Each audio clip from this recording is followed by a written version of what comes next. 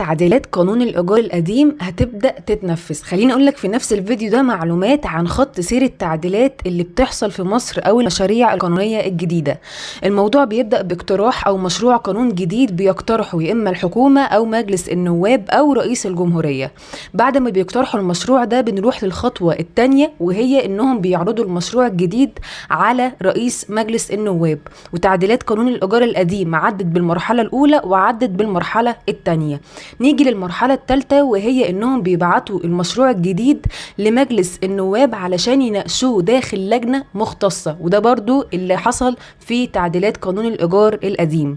نيجي للخطوة اللي بعدها، ان المشروع الجديد ده بيتم التصويت عليه داخل مجلس النواب، والأغلبية هي اللي بتكسب، وده برضو نفس الكلام اللي حصل في تعديلات قانون الإيجار القديم. طيب آخر حاجة وصل لها قانون الإيجار القديم هي ايه؟